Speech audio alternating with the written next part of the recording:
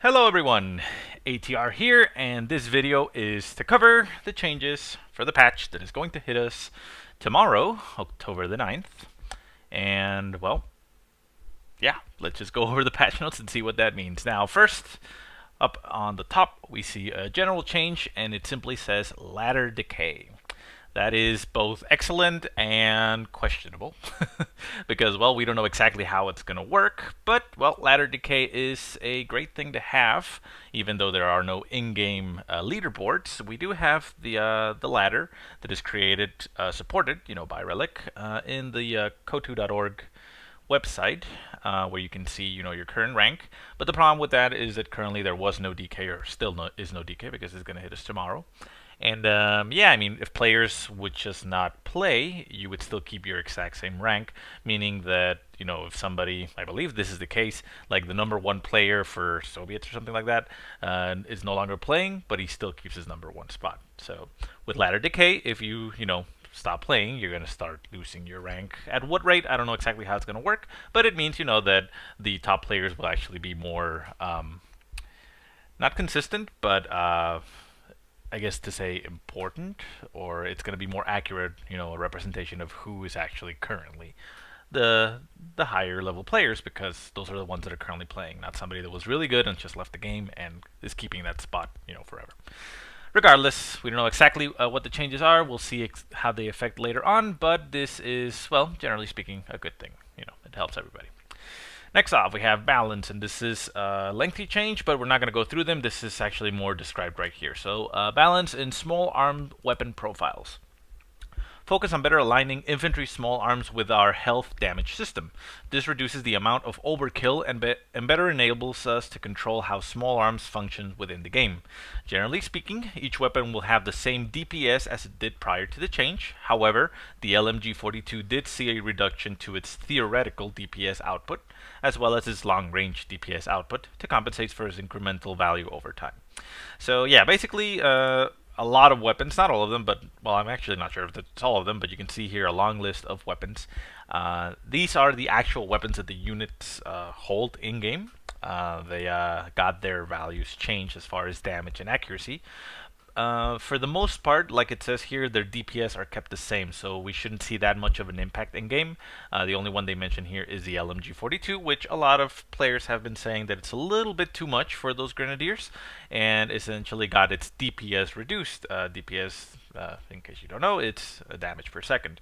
So the damage over time for the LMG-42 was reduced a little bit. So you can see here that essentially they upped the damage that the weapon is going to be doing, but it reduces the accuracy both near and far. So it has, stronger damage when it hits, but it hits less often.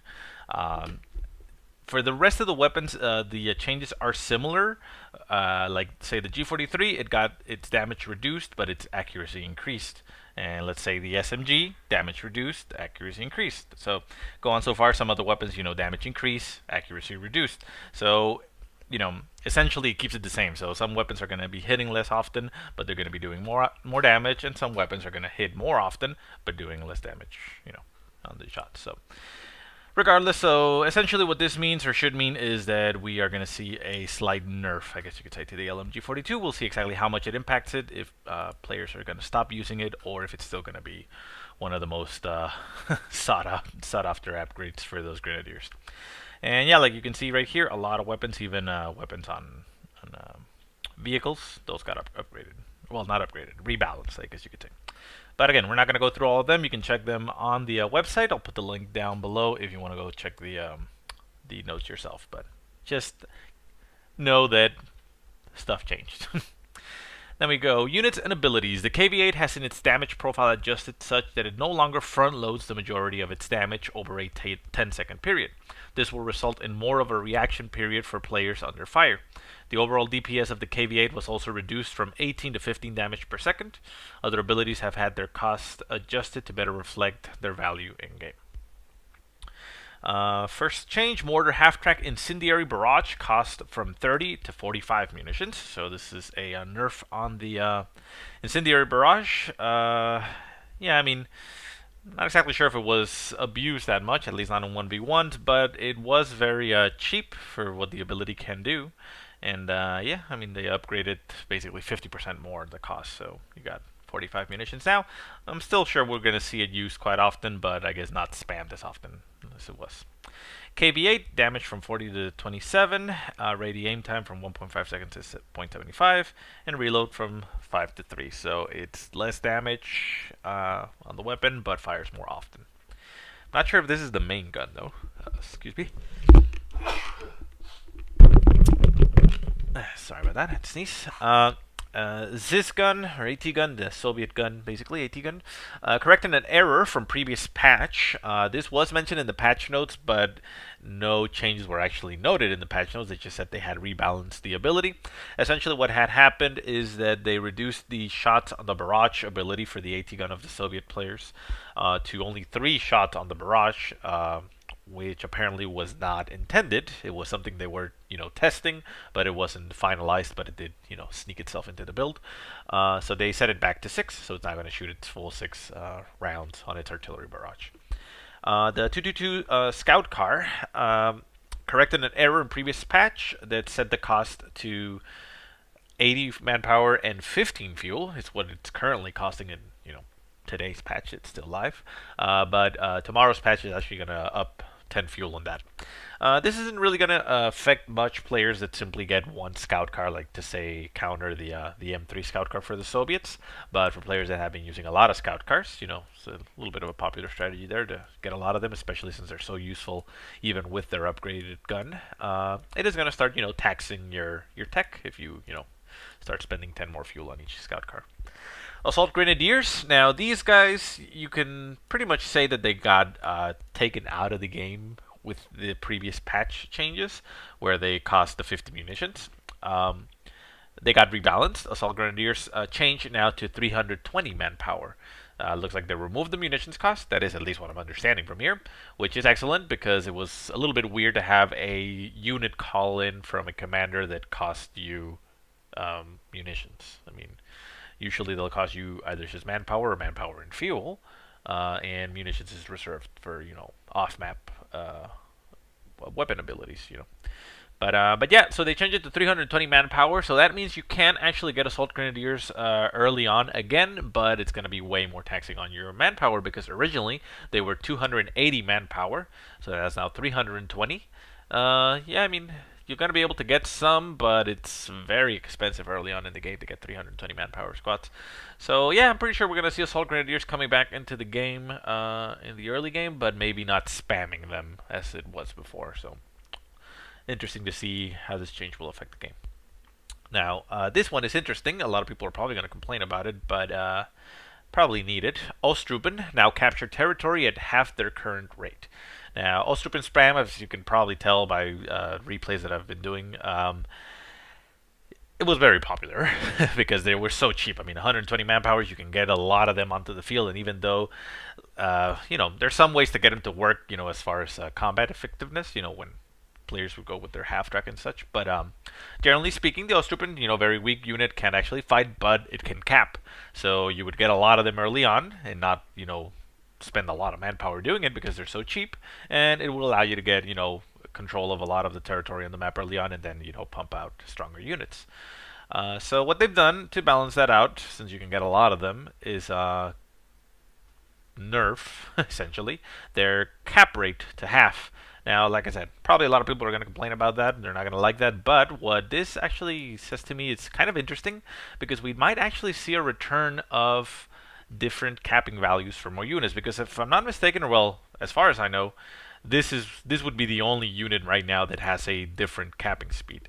But if any of you played VCO, or the original Company Heroes, you'll probably know that you had different capping values for most of the units, notably the riflemen for the Americans. Those were like the fastest capping unit. I think it was like 1.5. Then you had some other units that could go up to 1.25, and most of them were 1, and some of them were less than 1, like 0.5. So it was very, it would vary depending on what units you would use to cap. So it would also mean you would, focus capping with some units and some for other tasks, rather than, every unit being able to cap at the same speed.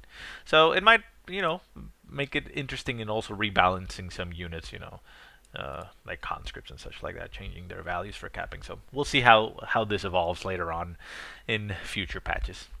Now, target size and accuracy, it says these changes are meant to work with the AT gun adjustments to reduce the overall variance in weapon damage output versus low-tier vehicles. AT guns should feel far more reliable as a result. Now, this again is a general complaint, is that AT guns are way less accurate than they should be. They miss too much, and they're just generally not reliable to take out vehicles, especially light vehicles. And they've changed that. Now, this is kind of funny for me. The scout car target size is from 20 to 18, so they made it a smaller target. But this is kind of funny to me that the Stug is going from 14 to 20. So the Stug was 14. I mean, the target size for the Stug looks like it was smaller than the scout car. That's kind of funny. I mean, this is a tank and it's way bigger than the scout car, but well, now it's actually going to be 20. The Soviet scout car, again, 18, and the T-70 18. So these are going to be roughly the same size, and the Stug is bigger. AT guns, it looks like it affects both. The accuracy essentially is improved, 0.025 to 0.03 and 0.05 to 0.055. So slight increase there in accuracy bonuses. So hopefully, AT guns will actually be more reliable now. And lastly, we have some bug fixes. T-34 can no longer activate RAM if its engine is overheated. I read about this, but I never actually saw it in any of my replays. And since a patch is going to hit, I'm probably not going to be able to see it. But apparently, might have been a bug there. But yeah, so that's just fixing that so that the overheated engine can no longer RAM. And the CIS gun and M42 AT gun now probably receive a 50% discount on reinforcement actions. I wasn't aware that this was the case, but well, that's nice that that bug has been fixed. So yeah.